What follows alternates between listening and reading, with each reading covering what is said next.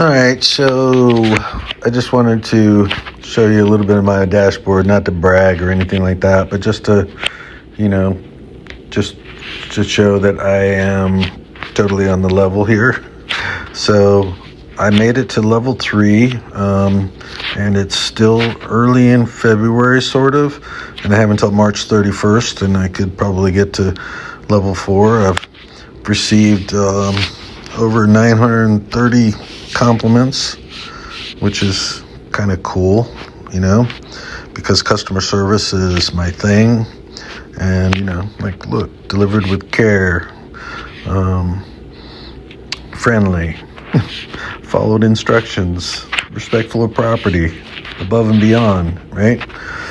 These are things that are important to me, and they should be important to you if you are looking to, excel and do the best you can. Let's see, what else I got? Does it show how many deliveries that I've done? Where is that? I thought there was a place where it said, maybe here. Okay, so there it is. I've made 5,000, almost 5,100 deliveries with the packages. That's, Amazon.com Prime deliveries and stuff like that.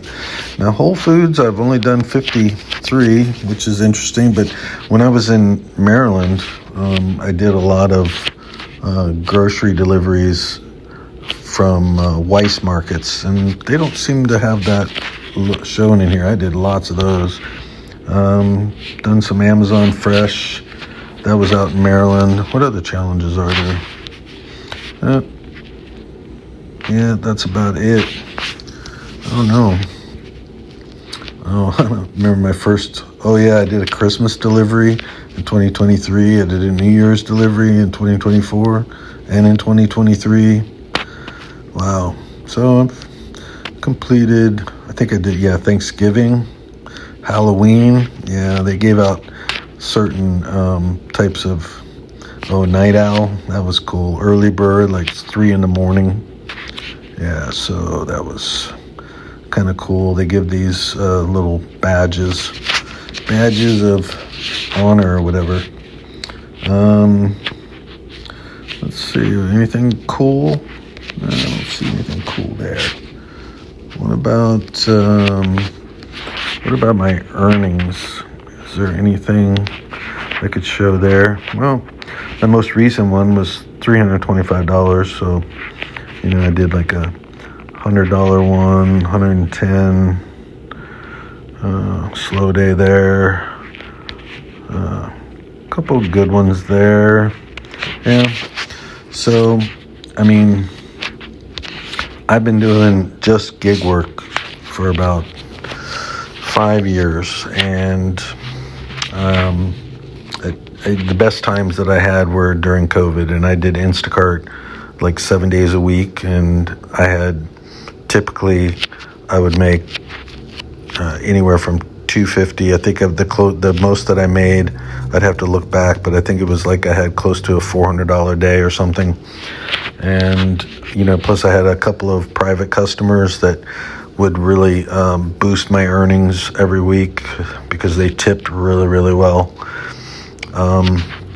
But before COVID, I was doing pretty good because I had just started with Instacart, and I think the algorithm favors new shoppers over more veteran shoppers, and I definitely find that is true, especially once COVID started winding down and they had more shoppers than orders, and they were bringing on more shoppers. And then let me see if I can open up my Instacart app real quick, maybe later. You know what, they may make me do the face thing here. Hold on, let's see. No, they didn't. Okay, so where can I go here? So I can go here to my analytics. I think that's it. Yeah, so here it is.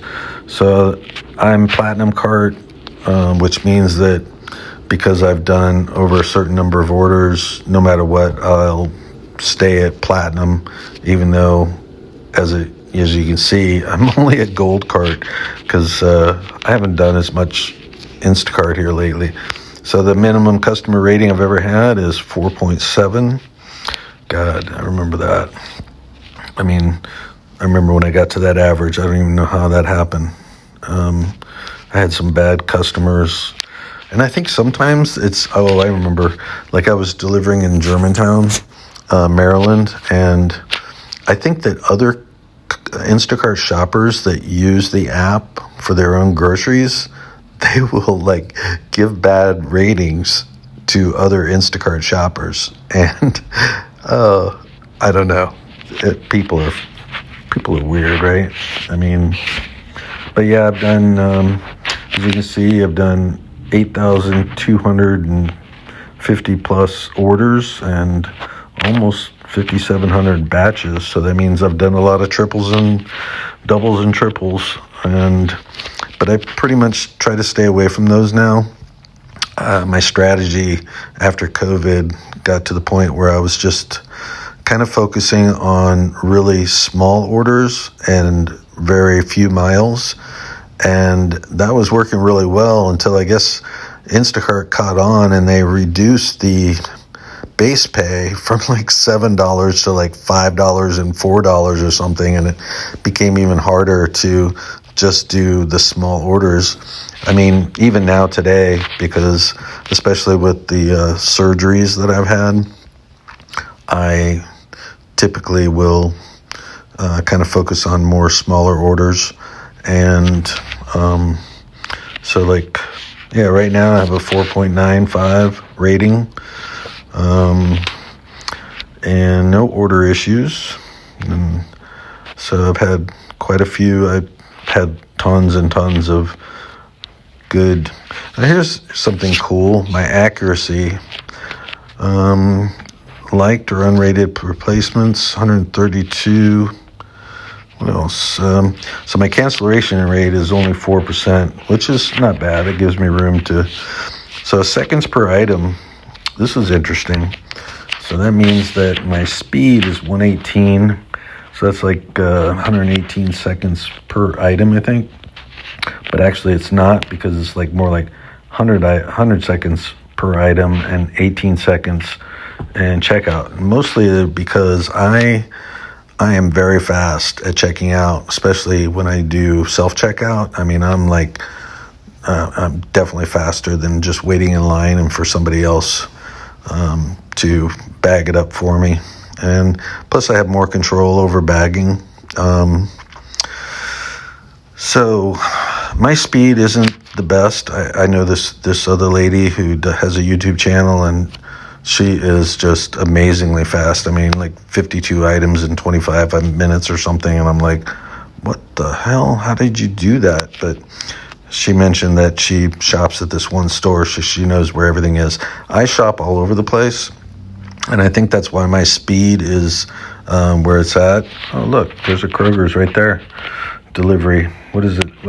Like, it's all the way out. It's in Oxford, which is like a half hour away. So like, I'd have to drive like 40 minutes to get this, to take this $12.86 batch, which is a good batch. If I was there, I'd definitely do it, because like, I mean, that's right within where you want it. You want lower items than the amount that they're offering, and that's just about right, 13 units, and it's only 2 miles away, so that would be a good one. I would do that if I was there.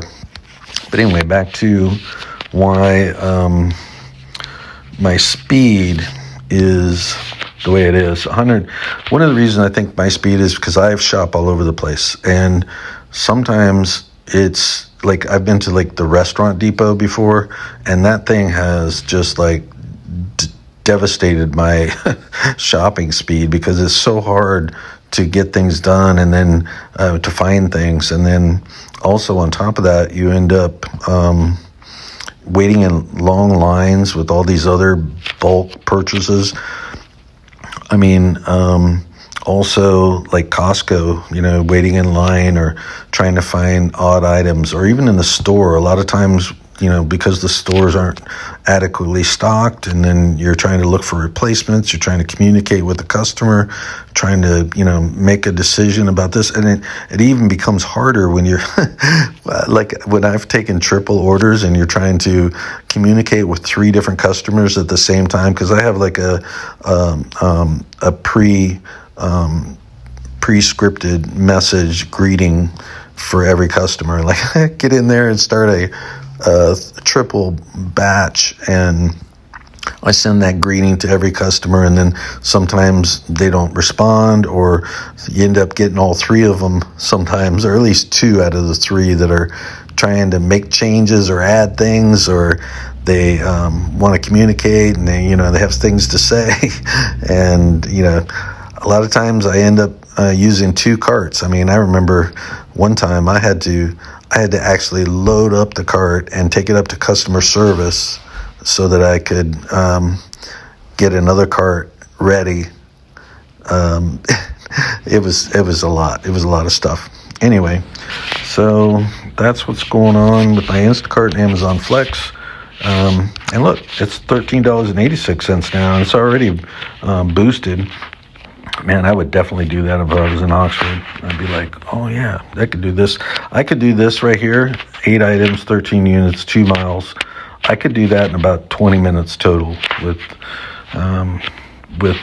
shopping and delivering, and then I'd still be close to the store, which, that's not bad, because, if you figure like, if you had 3 of those in an hour, and that's the problem. You don't get consistency, so you're not able to actually figure that you're going to do 3 of those in an hour. But let's say if you did, it'd be like $13.86 times 3 in an hour, which would be really cool. So anyway, that's where I'm at, Holly Springs, sitting here, thinking about going out to Memphis, which is all the way out there. So that's quite a little ways, and then Oxford is way down here, right there. So yeah. What else? I think that's about it for now. I was going to say something else. Oh, I remember. So there's another project that I'm working on right now that will hopefully create like a passive income flow. And, it's a low cost, low risk type of venture. And if you're interested in trying to, create an income flow that is separate from your gig work, and you can keep focusing on your gig work or your job or whatever, and let this, kind of side hustle run on autopilot practically, then click the link below, and it'll take you to a place where you can learn more about it and also join for free. And yeah, so check you on the next video.